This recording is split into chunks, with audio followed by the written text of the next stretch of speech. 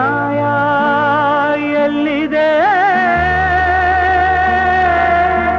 ನಮ್ಮ ಭೂಮಿ ಭೂಸ್ವಾಧೀನವನ್ನ ಪ್ರಕ್ರಿಯೆಯನ್ನ ಕೈ ಬಿಡಬೇಕು. ಇದನ್ನ ಆನೇಕಲ್ ತಾಲೂಕಲ್ಲೂ ಕೈ ಬಿಡಬೇಕು. ನ್ಯಾಯ ಎಲ್ಲಿದೆ?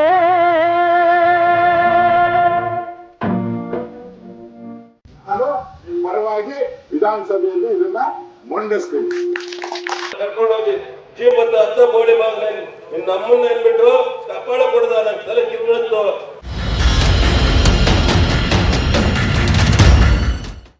ಯಾರು ಪೊಲಿಟಿಷಿಯನ್ ತಗೊಂಡಿದ್ದಾರೆ, ಕಡಿಮೆ ರೇಟ್ ಅಲ್ಲಿ KDB ಅಂತ ತೆಗೆದು ಇಟ್ಕೊಂಡಿದ್ದಾರೆ, ಅವೆಲ್ಲ ಫಸ್ಟ್ ಫ್ಯಾಕ್ಟರಿ ಮಾಡಿಸಿ. ನಿಮಗೆ ತಾಕತ್ತಿದ್ರೆ ಅದನ್ನ ಮಾಡಿಸಿ. ಅಲ್ಲಿ ನಾನು ಗುದ್ದುತ್ತೀನಿ. ಅಲ್ಲಿ ಗುದ್ದಕ್ಕೆ ಮುಂಚೆ ನೀವು ಇಲ್ಲಿ ಗೊತ್ತಿರ್ಬೇಕು ಅವರಿಗೆ. ನೀವು ಇಲ್ಲಿ ಹೋರಾಟ ಮಾಡಿ, ಅಲ್ಲಿ ನಾವು ಹೋರಾಟ ಮಾಡ್ತೀವಿ. ಅವಾಗ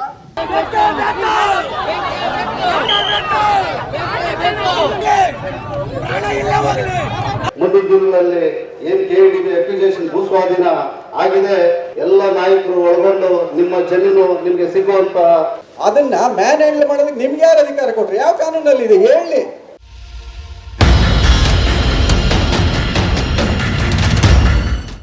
ಇರೋದೀಗ ಕೊನೆ ಎಂಡಲ್ಲ. ಈಗ ಯಾವ್ದೋ ರಾಯಚೂರು ಬಳ್ಳಾರಿ ಎಲ್ಲ ಮಾಡಿದ್ರೆ ಯಾರ ತಗೊಂತಾರ? ನಮ್ಮಲ್ಲಿ ಯಾವುದೇ ಚಿಂತಿಲ್ಲ.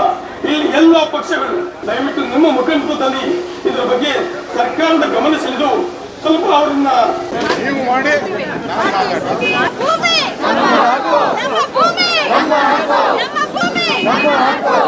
ದೇಶದ ಬೆನ್ನೆಲುಬು, ಅನ್ನದಾತ ಇತ್ಯಾದಿ ಹೆಸರುಗಳಿಂದ ರೈತರನ್ನ ಸಂಬೋಧಿಸುವ ರಾಜಕಾರಣಿಗಳು ಅದ್ಯಾಕೋ ಇತ್ತೀಚಿನ ವರ್ಷಗಳಲ್ಲಿ ಅನ್ನದಾತನ ಬಗ್ಗೆ ಮಲತಾಯಿ ಧೋರಣೆ ಅನುಸರಿಸುತ್ತಿದ್ದಾರೆ ಎನಿಸುತ್ತದೆ. ಇದಕ್ಕೆ ಕಾರಣಗಳು ಹಲವು. ಯಾವುದೇ ಅಭಿವೃದ್ಧಿಗೂ ರೈತನ ಭೂಮಿಯೇ ಬೇಕು.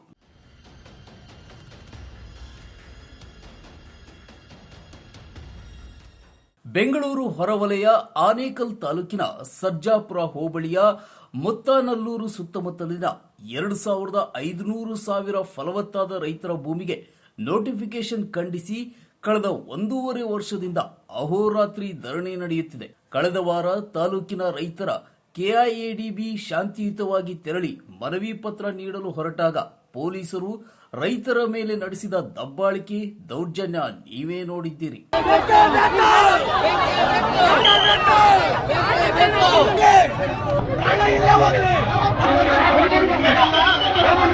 ನ್ಯಾಯ ಎಲ್ಲಿದೆ? ನ್ಯಾಯ ಎಲ್ಲಿದೆ?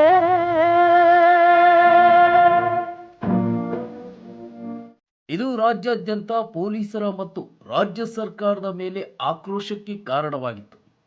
ಈ ದೌರ್ಜನ್ಯ ಖಂಡಿಸಿ ವಿರೋಧ ಪಕ್ಷದ ನಾಯಕರಾದ ಆರ್ ಅಶೋಕ್, ಸಂಸದ ಡಾಕ್ಟರ್ ಮಂಜುನಾಥ್, ಬೊಮ್ಮನಹಳ್ಳಿ ಶಾಸಕ ಸತೀಶ್ ರೆಡ್ಡಿ, ಪರಿಷತ್ ಸದಸ್ಯ ಗೋಪಿನಾಥ್ ರೆಡ್ಡಿ, ಆನೇಕಲ್ ನಿಕಟಪೂರ್ವ ಅಭ್ಯರ್ಥಿ ಹುಲ್ಲಹಳ್ಳಿ ಶ್ರೀನಿವಾಸ್ ನೇತೃತ್ವದಲ್ಲಿ ಪ್ರತಿಭಟನಾ ಸಭೆ ಆಯೋಜನೆಗೊಂಡಿತ್ತು.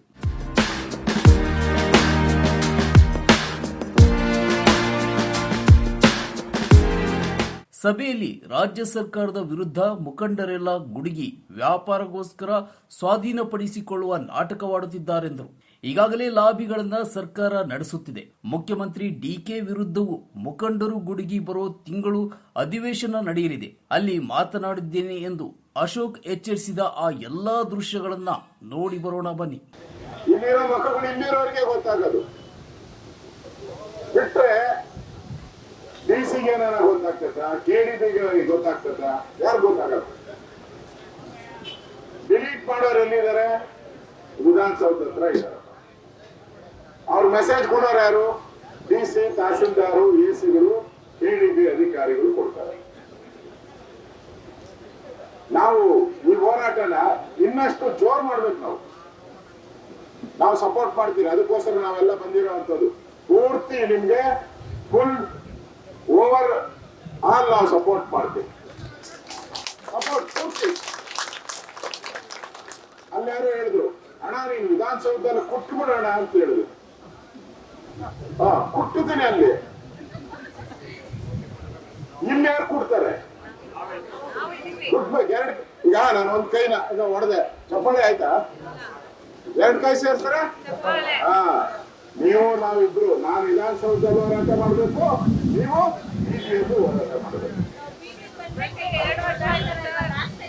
ಅದಕ್ಕೆ ಆಮೇಲೆ ಮಾತಾಡಿಲ್ಲ, ಕೊಟ್ಟಿರಲಿಲ್ಲ ಅವಕಾಶ, ಮಾತಾಡಿಲ್ಲ.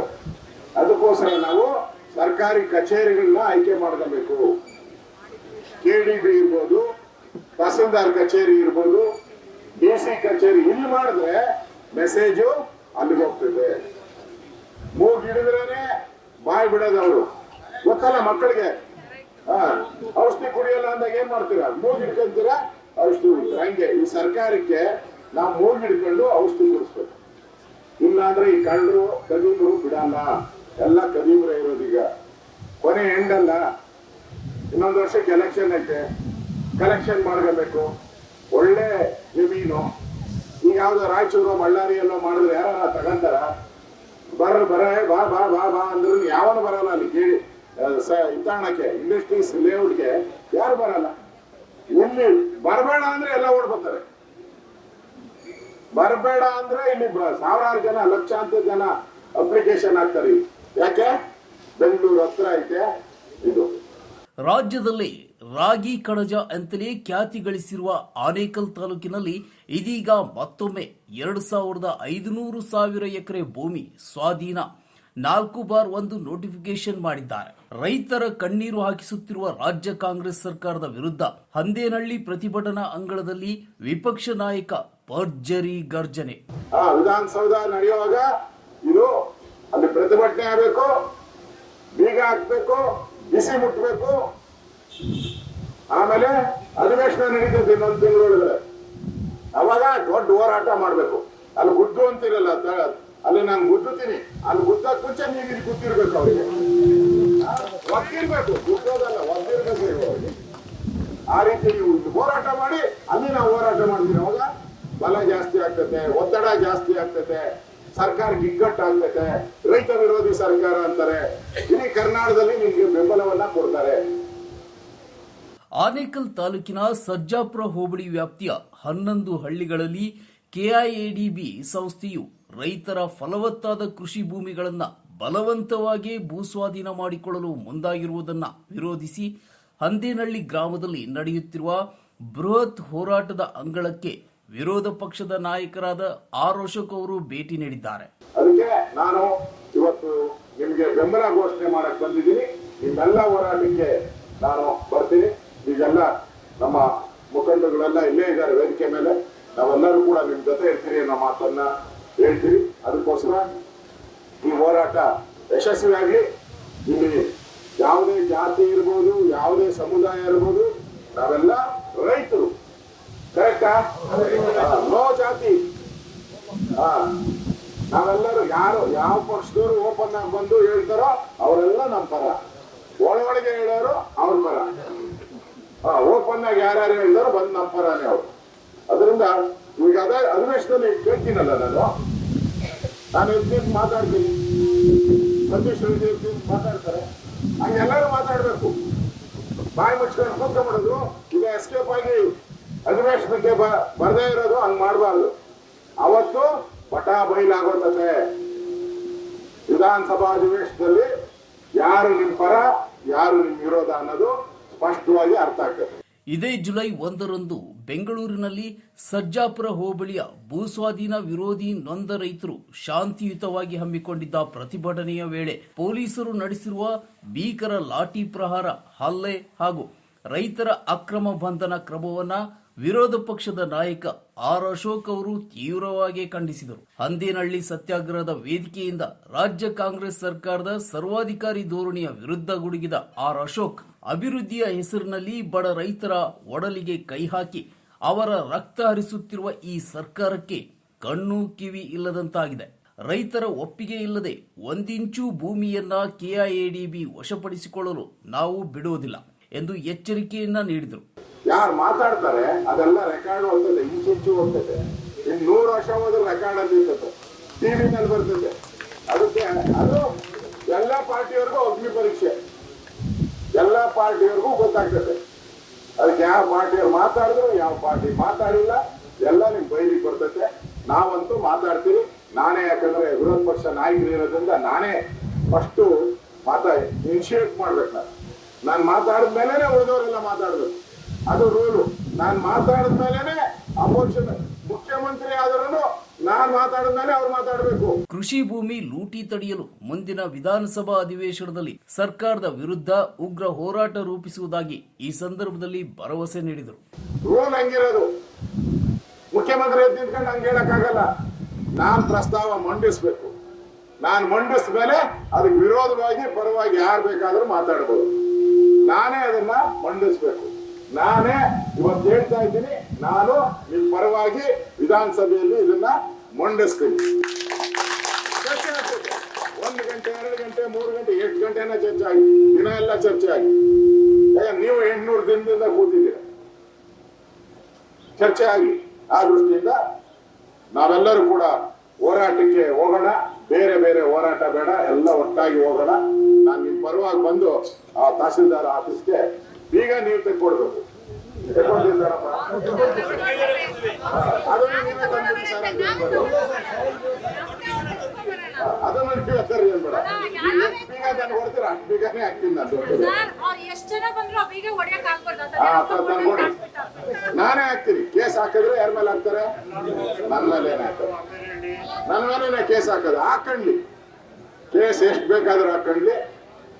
ಮುತ್ತಾನಲ್ಲೂರು ಮತ್ತು ಹಂದಿನಹಳ್ಳಿ ಗ್ರಾಮಗಳ ಸುತ್ತಮುತ್ತಲಿನ ರೈತರು ತಮ್ಮ ತಾತ ಮುತ್ತಾತಂದಿರ ಕಾಲದ ಭೂಮಿಯನ್ನ ಉಳಿಸಿಕೊಳ್ಳಲು ಕಳೆದ 800 ದಿನಗಳಿಂದ ಹಗಲು ರಾತ್ರಿ ಅಹೋರಾತ್ರಿ ಧರಣಿ ಸತ್ಯಾಗ್ರಹವನ್ನ ನಡೆಸುತ್ತಾ ಬಂದಿದ್ದಾರೆ. ಈ ಸುದೀರ್ಘ ಹೋರಾಟದ ಸ್ಥಳಕ್ಕೆ ಇಂದು ಖುದ್ದಾಗಿ ಆಗಮಿಸಿದ ವಿರೋಧ ಪಕ್ಷದ ನಾಯಕ ಆರ್ ಅಶೋಕ್ ಅವರು ರೈತರ ಜೊತೆ ಧರಣಿಯಲ್ಲಿ ಪಾಲ್ಗೊಂಡು ಅನ್ನದಾತರ ನ್ಯಾಯಸಮ್ಮತವಾದ ಈ ಹೋರಾಟಕ್ಕೆ ಭಾರತೀಯ ಜನತಾ ಪಕ್ಷದ ಸಂಪೂರ್ಣ ಬೆಂಬಲವನ್ನ ಘೋಷಿಸಿದರು. ಇಲ್ಲಿ ಜಮೀನು ಕಡಿಮೆ ಸಿಗ್ತೈತೆ, 2 ಕೋಟಿನೋ 3 ಕೋಟಿನೋ ಏನೋ ಹೇಳ್ತಾರೆ ಅವರು. ಇಲ್ಲಿ ಜಮೀನ್ ಬೆಲೆ ಆಕಾಶದಲ್ಲಿದೆ, 12 ಕೋಟಿ 13 ಕೋಟಿ ಇದೆ. ಯಾರೋ ನಿಮ್ಮ ತಾತನೋ ತಂದೆನೋ ಅಜ್ಜನೋ ಅಜ್ಜಿನೋ ಸಂಪಾದನೆ ಮಾಡಿರೋ ಆಸ್ತಿ, ಈ ಆಸ್ತಿನ ನಿಮ್ಮ ಮಕ್ಕಳು ಕೊಡ್ಬೇಕು. ಅದು ಬಿಟ್ಬಿಟ್ಟು ಅವ್ರ ಮಕ್ಕಳು ಕೊಡ್ತಾ ಇದ್ದಾರೆ, ಕಾಂಗ್ರೆಸ್ ಮಕ್ಕಳಿಗೆ. ಅದು ಕೊಡೋದು ಬೇಡ. ಓಪನ್ ಆಗಿ ನಾನು ಹೇಳಿದ್ದೀನಿ. ನಂತರ ಅವರು ಭಾಷಣ ಮಾಡ್ಲಿ, ಕಾಂಗ್ರೆಸ್ ಅವ್ರು ಬಂದು. ನಾವು ಯಾವುದೇ ಕಾರಣಕ್ಕೂ ಇಲ್ಲಿ ಹೇಳ್ತಿರಲ್ಲ, ಕೊಟ್ಟಾಜ್ ಹಾಕಿದಿರಲ್ಲ, ನಮ್ಮ ಭೂಮಿ ಹಂಗೆ ಹೇಳ್ಬೇಕು ಅವ್ರು. ನಾನು ಹೇಳ್ತಾ ಇದ್ದೀನಿ, ನಮ್ಮ ಭೂಮಿ ನಮ್ಮ ಹಕ್ಕು. ಸತೀಶ್ ಹೇಳೋದ್ ಮರ್ತ, ನಾನು ಹೇಳ್ತಾ ಇದ್ದೀನಿ, ನಮ್ಮ ಸರ್ಕಾರ ಇನ್ನೊಂದು ವರ್ಷ 6 ತಿಂಗಳು ಏನೋ ಇದೆ, ಅವಾಗ ಬಂದೇ ಬರ್ತದೆ. ನಾನು ಮಾತಾಡಿರೋದೆಲ್ಲ ರೆಕಾರ್ಡ್ ಆಗೈತೆ. ಇಲ್ಲಿ ಮೊಬೈಲ್ ಅಲ್ಲೂ ರೆಕಾರ್ಡ್ ಮಾಡಿದ್ದೀರಾ, ನೀವು ರೆಕಾರ್ಡ್ ಮಾಡ್ಕೊಂಡಿದ್ದೀರಾ. ಬಿಡ್ತೀರಾ? ನಾನು ಮಾನದಲ್ಲಿ ಕೇಳಿದ್ದೀರಾ? ನಾನೇ ಮಂತ್ರಿ, ಈಗಾಗಲೇ ಅವರು ಅಧಿಕಾರ ಮಾಡ್ಬೋದು. ಬಿಡ್ತೀರಾ? ಎಲ್ಲ ಸೋಷಿಯಲ್ ಮೀಡಿಯಾದಲ್ಲೇ ಅವತ್ತೇನ್ ಹೇಳಿದೆ, ಇವತ್ತು ಬಂದೇನೆ ಅಂತಾರೆ. ಯಾವುದೇ ಕಾರಣಕ್ಕೂ ಇವತ್ತು ಮಾಡ್ಕೊಡ್ತಾ ಇದ್ದೀರಿ. ಯಾವುದೇ ಕಾರಣಕ್ಕೂ ನಮ್ಮ ಸರ್ಕಾರ ಈ ಒಂದು ಇದನ್ನ ಮಾಡಲ್ಲ, ಕೆಡಿಬಿಗೆ ಅಕ್ವೈರ್ ಮಾಡಲ್ಲ ಅನ್ನೋ ಸ್ಪಷ್ಟವಾದಂತ ಮಾತನ್ನ ನಾನು ಕೊಡ್ತಾ ಇದ್ದೀನಿ. ಇನ್ನು ಈ ಐತಿಹಾಸಿಕ ಪ್ರತಿಭಟನಾ ಸಮಾವೇಶದಲ್ಲಿ ಬೆಂಗಳೂರು ಗ್ರಾಮಾಂತರ ಲೋಕಸಭಾ ಕ್ಷೇತ್ರದ ಜನಪ್ರಿಯ ಸಂಸದರಾದ ಡಾಕ್ಟರ್ ಸಿಎನ್ ಮಂಜುನಾಥ್, ವಿಧಾನ ಪರಿಷತ್ ಸದಸ್ಯರಾದ ಗೋಪಿನಾಥ್ ರೆಡ್ಡಿ, ಶಾಸಕರಾದ ಸತೀಶ್ ರೆಡ್ಡಿ, ಬಿಜೆಪಿ ಪಕ್ಷದ ಆನೇಕಲ್ ತಾಲೂಕಾ ಅಧ್ಯಕ್ಷರಾದ SRT ಅಶೋಕ್ ರೆಡ್ಡಿ ಹಾಗೂ ಬಿಜೆಪಿ ಪಕ್ಷದ ನಿಕಟಪೂರ್ವ ಅಭ್ಯರ್ಥಿಗಳಾದ ಹುಲ್ಲಳ್ಳಿ ಶ್ರೀನಿವಾಸ್ ಸೇರಿದಂತೆ ನೂರಾರು ಬಿಜೆಪಿ ಮುಖಂಡರು ಮತ್ತು ಕಾರ್ಯಕರ್ತರು ಪಾಲ್ಗೊಂಡಿದ್ದರು. ಇವತ್ತು ನೋಡಬಹುದು, ಬಿಡದಿ ಇಂಡಸ್ಟ್ರಿಯಲ್ ಏರಿಯಾ ಆಗ್ಬೋದು, ಅತ್ತಿಬಲೆ ಇಂಡಸ್ಟ್ರಿಯಲ್ ಏರಿಯಾ ಆಗ್ಬೋದು, ಡಾಬಸ್ಪೇಟೆ ಇಂಡಸ್ಟ್ರಿಯಲ್ ಏರಿಯಾ ಆಗ್ಬೋದು, ಅಲ್ಲಿ ಒಳಗಡೆ ಹೋಗಿ ನೋಡಿದ್ರೆ ಸುಮಾರು 50% ಸೈಡ್ಗಳು ಖಾಲಿ ಇದೆ. ಅದರಿಂದ ನಾವು ಈ ಸರ್ಕಾರವನ್ನ ಆಗ್ರಹ ಮಾಡೋದು, ಇದನ್ನ ಭೂ ಸ್ವಾಧೀನವನ್ನ ಈ ಪ್ರಕ್ರಿಯೆಯನ್ನ ಕೈ ಬಿಡಬೇಕು. ಇದನ್ನ ಆನೇಕಲ್ ತಾಲೂಕಲ್ಲೂ ಕೈ ಬಿಡಬೇಕು, ಅಲ್ಲಿ ಬಿಡದಿ ತಾಲೂಕಲ್ಲೂ ಬಿಡದಿ ಹೋಬಳಿನಲ್ಲೂ ಕೈ ಬಿಡಬೇಕು. ಈಗಾಗಲೇ ರೈತರು ನಿರಂತರವಾಗಿ ಹೋರಾಟ ಮಾಡಿ ಇವತ್ತು ದೇವನಹಳ್ಳಿನಲ್ಲಿ ಕೈ ಬಿಟ್ಟಿದ್ದಾರೆ. ಅದೇ ಮಾದರಿನಲ್ಲಿ ಇವತ್ತು ನಮ್ಮ ಪಕ್ಷದ ಮುಖಂಡರಾದಂತ ಆರ್ ಅಶೋಕ್ ಅವರಿದ್ದಾರೆ. ಇದನ್ನ ನಿಜವಾಗ್ಲೂ ಈ ಬರತಕ್ಕಂತ ವಿಧಾನಸಭೆ ಅಧಿವೇಶನದಲ್ಲಿ ಇದನ್ನೇ ಪ್ರಮುಖವಾದಂತ ಸಬ್ಜೆಕ್ಟ್ ಮಾಡಿ ನಾವು ಧರಣಿ ಮಾಡಿ ಮತ್ತು ಬಾಯ್ಕಾಟ್ ಕೂಡ ಮಾಡಬೇಕು. ಅಸೆಂಬ್ಲಿನಲ್ಲಿ ತೀವ್ರ ಹೋರಾಟವನ್ನ ಮಾಡಬೇಕಾಗುತ್ತೆ. ನಾನು ಕೂಡ ಪಾರ್ಲಿಮೆಂಟ್ ಅಲ್ಲಿ ನಾನು ಆಕ್ಚುಲಿ ಕಳೆದ ಅಧಿವೇಶನದಲ್ಲಿ ಇದರ ಬಗ್ಗೆ ನಾನು 0 ಅವರಲ್ಲಿ ಒಂದು ಕ್ವಶನ್ ಕೇಳೋಣ ಅಂತ ಒಂದು ಕಳಿಸಿದ್ದೆ ಸ್ಪೀಕರ್ಗೆ, ಆದರೆ ಅನುಮತಿ ಸಿಗಲಿಲ್ಲ. ಈಗ ಮತ್ತೊಮ್ಮೆ ಇದನ್ನ ಸಂಸತ್ನಲ್ಲೂ ಕೂಡ ಇದಕ್ಕೆ ಧ್ವನಿ ಎತ್ತಲಿದ್ದೇವೆ. ನಾವೆಲ್ಲ ನಿಮ್ಮ ರೈತರ ಯಾಕಂದ್ರೆ ನಾವೆಲ್ಲ ರೈತರೇ. ನೋಡಿ, ಹಣ ಕೊಟ್ಟರೆ ಅದಕ್ಕೆ ಎಷ್ಟೇ ಹಣ ಕೊಟ್ಟರು ಆ ಭೂಮಿಗೆ ಅದು ಸರಿ ಮಾಡೋಕ್ಕಾಗೋದಿಲ್ಲ. ಅದು ಯಾಕೆಂದ್ರೆ ಯಾರಾದ್ರೂ ಒಂದು ಉದಾಹರಣೆ ಹೇಳ್ತೀನಿ. 1 ಎಕರೆ ಜಮೀನು ಇರುತ್ತೆ, ನಾನು ರೈತ, ನನ್ನ ವೃತ್ತಿ ರೈತಾಪಿ ವೃತ್ತಿ, 2 ಕೋಟಿ ಕೊಡ್ಬೋದು ಅವರು. 2 ಕೋಟಿ ಇದ್ದು ಏನ್ ಮಾಡ್ತೀರಾ ನೀವು? 2 ಕೋಟಿಲಿ ಏನು 3 ಕೋಟಿ ಕೊಟ್ಟರೆ ಏನು ಮಾಡೋಕ್ಕಾಗಲ್ಲ. ಅದು ಯಾಕೆಂದ್ರೆ ದುಡ್ಡು ತಿನ್ನಕ್ಕಾಗಲ್ಲ. ನಾವು ತಿನ್ಬೇಕಾಗಿರೋದು ರಾಗಿ ತಿನ್ಬೇಕು, ಜೋಳ ತಿನ್ಬೇಕು, ಅಥವಾ ಭತ್ತ ತಿನ್ಬೇಕು. ನಂತರ ಈ ಊರುಗಳಿಂದನೇ ಒಕ್ಕಲೆಬ್ಸಿದ್ರೆ ನಿಮಗೆ ಎಲ್ಲೂ ಜಾಗನೇ ಇದ್ದಂಗೆ ಆಗುತ್ತೆ. ಅದರಿಂದ ಎಷ್ಟೇ ಹಣ ಕೊಟ್ಟರು ಫಲವತ್ತಾದ ಭೂಮಿಗೆ ಅದು ಸಮ ಅಲ್ಲ. ಅದರಿಂದ ಈ ಭೂ ಸ್ವಾಧೀನ ಪ್ರಕ್ರಿಯೆನ ಕೈ ಬಿಡಬೇಕು. ಇಷ್ಟೊಂದು ಸಲ ಅಕ್ವಿಸೇಷನ್ ಮಾಡಿದ್ದೀರಾ, ಇದು ಸಾಲದು ಅಂತ ಮತ್ತೊಮ್ಮೆ 7,500 ಎಕರೆಯನ್ನ ಅಕ್ವಿಸೇಷನ್ ಸಿಟಿ ಲಿಮಿಟ್ಸ್ ಒಳಗಡೆ ಮಾಡ್ಲಿಕ್ಕೆ ಬಂದಿದ್ದೀರಾ ಅಂತ ಹೇಳಿದ್ರೆ ನಿಜವಾಗ್ಲೂ ಇದು ನಕಲಿ ಕಂಪನಿಗಳಿಗೆ ಅಲಾಟ್ಮೆಂಟ್ ಮಾಡುವಂಥದ್ದು. ನೀವು ಇಷ್ಟು ದಿನ KDB ಇಂದ ಯಾರ್ಯಾರು ಕಂಪನಿಗಳು ತಗೊಂಡಿದ್ದಾರೆ ಅವರೆಲ್ಲ ಇಂಡಸ್ಟ್ರಿ ಮಾಡಿ ಕೆಲಸ ಕೊಟ್ಬಿಟ್ಟಿದ್ರೆ ಇಲ್ಲಿ ಯಾವ ಇಂಡಸ್ಟ್ರಿ ಹೊಸದಾಗಿ ಮಾಡಬೇಕಾಗೇ ಇಲ್ಲ. ಯಾರ್ಯಾರು ಪೊಲಿಟಿಷಿಯನ್ ತಗೊಂಡಿದ್ದಾರೆ, ಯಾರು ಇಂಡಸ್ಟ್ರಿ ಹೆಸರಲ್ಲಿ ಬೇರೆಯವ್ರು ನಕಲಿಯಾಗಿ ಅಕ್ವೈರ್ ಮಾಡಿ ಜಮೀನುಗಳನ್ನ ಕಡಿಮೆ ರೇಟಲ್ಲಿ KDB ಇಂದ ತೆಗೆದು ಇಟ್ಕೊಂಡಿದ್ದಾರೆ, ಅವೆಲ್ಲ ಫಸ್ಟ್ ಫ್ಯಾಕ್ಟರಿ ಮಾಡಿಸಿ. ನಿಮಗೆ ತಾಕತ್ತಿದ್ರೆ ಅದನ್ನ ಮಾಡಿಸಿ. ಫಸ್ಟ್ ಆ ಕಂಪನಿಗಳು ಓಪನ್ ಮಾಡಿಸಿ. ಯಾರು 10 ವರ್ಷ 15 ವರ್ಷ ನೀವು ಕಂಪನಿ ಅಲಾಟ್ ಆಗಿರುವಂತದ್ದು ಜಾಗಗಳನ್ನ ಅಲ್ಲಿ ಕಂಪನಿಗಳನ್ನ ಮಾಡಿಸಿ, ಆಮೇಲೆ ಹೊಸದಾಗಿರುವಂತ ಜಮೀನಿಗೆ ಬನ್ನಿ. ನಿಮ್ಗೆ ಇನ್ನೂ ಜಮೀನು ಬೇಕಂತ ಹೇಳಿದ್ರೆ ಕೃಷಿ ಭೂಮಿಯಲ್ಲ, ನೀವು KDB ಮಾಡಬೇಕಾಗಿರುವಂತದ್ದು ಬಂಜರ್ ಭೂಮಿಯಲ್ಲಿ. ಇದು ನಮ್ಗೆ ಹೊಸೂರು ಅಟ್ಯಾಚ್ ಆಗಿರುವಂತ ಅನೇಕ ಬಂಜರು ಭೂಮಿ ಇದೆ, ಅಲ್ಲಿ ಬನ್ನಿ, ನಾವೇ ಕೊಡಿಸ್ತೀವಿ ಜಾಗ. ಅಲ್ಲೂ STR ಕನೆಕ್ಟ್ ಆಗುತ್ತೆ. ಇದನ್ನು ಕೂಡ ನಾನು ವಿಧಾನಸಭೆಯಲ್ಲಿ ಮಾತಾಡ್ತಾ ಹೇಳಿದ್ದೇವೆ. ಬಂಧುಗಳೇ, ಈಗಾಗಲೇ ಈ ವಿಷಯವನ್ನ ನಾವು ವಿಧಾನಸಭೆಯಲ್ಲಿ ನಮ್ಮ ವಿರೋಧ ಪಕ್ಷದ ನಾಯಕರು ನಾವೆಲ್ಲ ಗಟ್ಟಿಯಾಗಿ ನಿಮ್ಮ ಪರವಾಗಿ ಧ್ವನಿಯನ್ನು ಎತ್ತೇವೆ. ಮುಂದಿನ ದಿನಗಳಲ್ಲಿ ನಮ್ಮದೇ ಸರ್ಕಾರ ಬರ್ತದೆ. ನಮ್ಮ ಹೋರಾಟ ಈ ರೈತರ ಜಮೀನನ್ನ ಬಿಡಿಸುವಂತ ಕೆಲಸ ನಾವು ಮಾಡ್ತೀವಿ ಅನ್ನೋ ಮಾತನ್ನ ಕೂಡ ಈ ಸಂದರ್ಭದಲ್ಲಿ ಹೇಳ್ತೇನೆ. ನಿಮ್ಮ ಪ್ರೀತಿ ವಿಶ್ವಾಸ ಸದಾ ಹೀಗೆ ಇದ್ರೆ ಮುಂದಿನ ದಿನಗಳಲ್ಲಿ ಏನ್ KDB ಅಕ್ವಿಸೇಷನ್ ಭೂಸ್ವಾಧೀನ ಆಗಿದೆ, ಮುಂದಿನ ದಿನಗಳಲ್ಲಿ ಎಲ್ಲ ನಾಯಕರು ಒಳಗೊಂಡು ನಿಮ್ಮ ಜಮೀನು ನಿಮ್ಗೆ ಸಿಗುವಂತ ಸಾಧ್ಯತೆಗಳು ತುಂಬಾ ಹೆಚ್ಚಾಗಿದೆ. ಹಾಗಾಗಿ ತಾವೆಲ್ಲ ಸಹಕರಿಸಬೇಕಂತ ಹೇಳಿ ತಮ್ಮಲ್ಲಿ ವಿನಂತಿಸ್ಕೊಳ್ತಾ, ಪೊಲೀಸ್ನವ್ರು ಬಂದು ಒಂದು ಲೆಟರ್ ಕೊಟ್ರು, KDB ಆಫೀಸಿಗೆ ಮುತ್ತಿಗೆ ಬೇಡ, ನಾವು ಫ್ರೀಡಮ್ ಪಾರ್ಕ್ ನಿಮ್ಮನ್ನು ಕರ್ಕೊಂಡು ಹೋಗ್ತೀವಿ, ಅಲ್ಲಿಗೆ KDB ಆಫೀಸರ್ಸ್ ಕರೆಸ್ತೀವಿ, ಅಥವಾ ನಿಮ್ಮಲ್ಲಿ ಒಂದಷ್ಟು ಜನ ಕರ್ಕೊಂಡು ಹೋಗ್ತೀವಿ ಅಂತ ಹೇಳಿದವರು ಲೆಟರ್ ಕೊಟ್ಟನವರು ನಾವಲ್ಲ ಸ್ವಾಮಿ, ನೀವೇ ಕೊಟ್ಟಿದ್ದು. ಕರ್ಕೊಂಡೋಗಿದ್ದು ನೀವೇ. ಕರ್ಕೊಂಡು ಹೋಗೋದು ಸೀದಾ ಫ್ರೀಡಮ್ ಪಾರ್ಕ್ಗೆ ಕರ್ಕೊಂಡು ಹೋಗ್ಬೇಕಾಗಿತ್ತು. ನಮ್ಮನ್ನ ಯಾಕೆ ಮಧ್ಯದಲ್ಲಿ ನಿಲ್ಲಿಸೋ ಪ್ರಯತ್ನ ಮಾಡಿದ್ರಿ, ಡೈವರ್ಟ್ ಮಾಡೋ ಪ್ರಯತ್ನ ಮಾಡಿದ್ರಿ. KDB ಆಫೀಸ್ ಬೇಡ, ಫ್ರೀಡಮ್ ಪಾರ್ಕ್ಗೆ ಕರ್ಕೊಂಡು ಹೋಗ್ತೀವಿ ಅಂತಂದವರು ಆಡ್ಗೋಡಿ ಪೊಲೀಸ್ ಪೆರೇಡ್ಗೆ ನಮ್ಮನ್ನು ಕರ್ಕೊಂಡು ಹೋಗೋ ಪ್ರಯತ್ನ ಯಾಕೆ ಮಾಡಿದ್ರಿ? ಅದನ್ನ ಮ್ಯಾನ್ ಹ್ಯಾಂಡಲ್ ಮಾಡೋದಕ್ಕೆ ನಿಮ್ಗೆ ಯಾರು ಅಧಿಕಾರ ಕೊಟ್ರಿ? ಯಾವ ಕಾನೂನಲ್ಲಿ ಇದೆ ಹೇಳಿ? ಕರ್ಕೊಂಡು ಹೋಗಿರೋ ಮೇಲೆ ಬೇಕಾದ್ರೆ ಬರ್ತೀನಿ ಅಂದ್ರೆ ನಾವು ಕಾಲು ಮುಗಿದ್ರು ಅವ್ರು ಕೇಳಿಲ್ಲ. ಕರ್ಕೊಂಡು ಹೋಗಿ ಜೀಪ್ ಅಂತ 10 ಬೋಳಿ ಬಾಗ್ಲ ನಮ್ಮನ್ನ ಏನ್ಬಿಟ್ಟು ಕಪಾಳ ಕೊಡದ ತಲೆ ಕಿರುತ್ತು ಸರಿ ಅನ್ಬಿಟ್ಟು ಸೀಟ್ ಮೇಲೆ ಕೊಡಿಸಿದ್ರು, ಸೀಟ್ ಮೇಲೆ ಕೊಡಿದ್ಮೇಲೆ ದೊಣ್ಣೆಯಲ್ಲಿ ನೀವು ಕಾಲು ಕೊಡಿದ್ರು, ಕೈ ಕೊಡಿದ್ರು. ಇದು ಯಾವ ಸೆಕ್ಷನ್ ಅಲ್ಲಿ ಇದೆ? ಪೊಲೀಸರು ಅಧಿಕಾರಿ, ಉನ್ನತ ಅಧಿಕಾರಿ ಹೊಡೆಯೋ ಅಧಿಕಾರ ಯಾರು ಕೊಟ್ಟಿದ್ದಾರೆ? ಇದು ಯಾವ ಸರ್ಕಾರ ಕೊಟ್ಟಿದೆ? ನ್ಯಾಯ ಬೇಕು, ನ್ಯಾಯ ಒದಗಿಸ್ಕೊಡ್ಬೇಕು. ಇದು ನನ್ನ ರೈತರ, ನನ್ನ ಜೀವವಾಗಿದ್ರೆ ಒಂದು ಜೀವ ಹೋದ್ರೆ ಪರವಾಗಿಲ್ಲ, ಬಿಡ್ರೋ ಯಾವನ ಸತ್ರ ಏನೋ ಅಂತ ಕೇಳಿದಾಗ ಅದು ಅಧಿಕಾರಿನ ಇಲ್ಲ ಬೇರೆ ಏನಾದ್ರು ನೀವು ಇಂಥ ಮಾತುಗಳನ್ನು ನನಗೊಂದು ಆಂಬುಲೆನ್ಸ್ ವ್ಯವಸ್ಥೆ ಇರ್ಲಿಲ್ಲಂತೆ, ಏನೋ ಯಾರ ಬಾಸ್ಕೊಂಡೋಗಿ ಏನೋ ನನ್ನ ವ್ಯಾನಲ್ಲಿ ಕರ್ಕೊಂಡೋಗಿ ಹಾಸ್ಪಿಟಲ್ ಸೇರಿಸಿದ್ದಾರೆ. ಆದ್ಮೇಲೆ ನನಗೆ ಒಂದು ಸ್ವಲ್ಪ ಹೊತ್ತಾದ್ಮೇಲೆ ಪ್ರಜ್ಞೆ ಮತ್ತು ನಾನು ಇದು ಮಾಡಿದ್ಮೇಲೆ ಅವ್ನು ಚೆನ್ನಾಗಿದ್ದಾನೆ, ಅವ್ನಿಗೆ ಏನಾಗಿಲ್ಲ ಅವತಾರ ಮಾಡ್ತಾ ಇದ್ದಾನೆ ಅಂದ್ಬಿಟ್ಟು ಅವರು ಇದು ಮಾಡಿದ್ರು, ಎಲ್ಲಾನು ಪ್ರಚಾರ ಮಾಡಿದ್ರು. ಅದಕ್ಕೆಲ್ಲ ನಮ್ಮ ರೈತರೆಲ್ಲ ವಿರೋಧ ಮಾಡಿದ್ರು. ಆದ್ರೆ ನಾನು ಸತ್ರ ಪರವಾಗಿಲ್ಲ, ನನಗೋಸ್ಕರ ನಮ್ಮ ಆನೇಕಲ್ ತಾಲೂಕು ರೈತರೆಲ್ಲ ಎದೆ ಕೊಡಕ್ಕೆ ರೈತ ಸಿದ್ಧವಾಗಿದೆ. ನಿನಗೆ ಯಾರು ಕೊಡಕ್ತಿದ್ದಾರೆ ಹೇಳು? ನಿನಗೆ ಯಾರು ಕೊಡಕ್ತಿದ್ದಾರೆ ಹೇಳು? ಇಡೀ ಬಂದು ತಗೊಂಬನ್ನಿ ನೋಡೋಣ, ನೀವು ತಾಕತ್ತಿದ್ರೆ ತೋರಿಸಿ ನಾವು ರೈತರು ಏನಂದದ್ದು. ಆದ ಬಿಟ್ಟು ನೀವು ಇಷ್ಟೆಲ್ಲ ಮೋಸ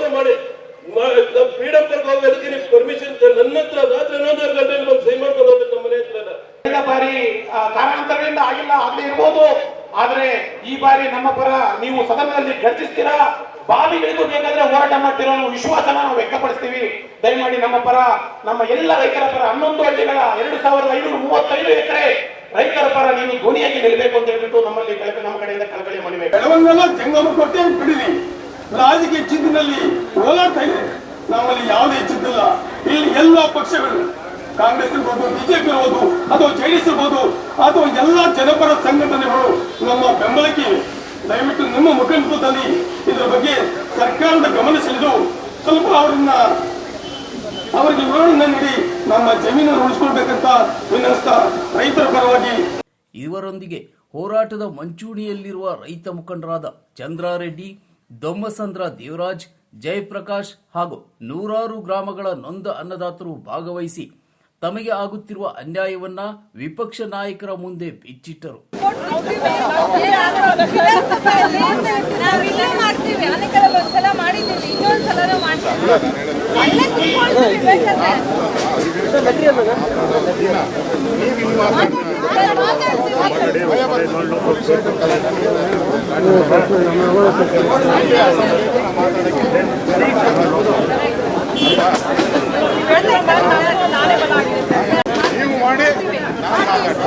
ನೀವು ಮಾಡ್ಬಿಟ್ಟು ನಾನು ಮಾತಾಡಿಲ್ಲ ಅಂದ್ರೆ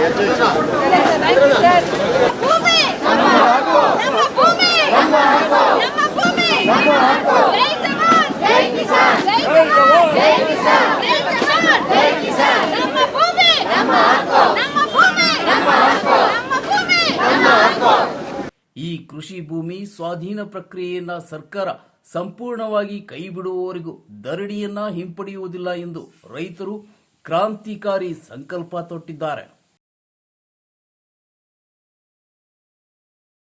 ನೀವು ಈ ಕೂಡ ನಮ್ಮ ಚಾನೆಲ್ಗೆ ಸಬ್ಸ್ಕ್ರೈಬ್ ಆಗಿಲ್ಲ ಅಂದರೆ ಸಬ್ಸ್ಕ್ರೈಬ್ ಬಟನ್ ಅನ್ನು ಕ್ಲಿಕ್ ಮಾಡಿ, ಪಕ್ಕದಲ್ಲಿರೋ ಬೆಲ್ ಐಕನ್ ಅನ್ನು ಕ್ಲಿಕ್ ಮಾಡಿ. ನಾವು ಅಪ್ಲೋಡ್ ಮಾಡುವಂತಹ ವಿಡಿಯೋಸ್ ನಿಮಗೆ ನೋಟಿಫಿಕೇಶನ್ ಬರುತ್ತೆ.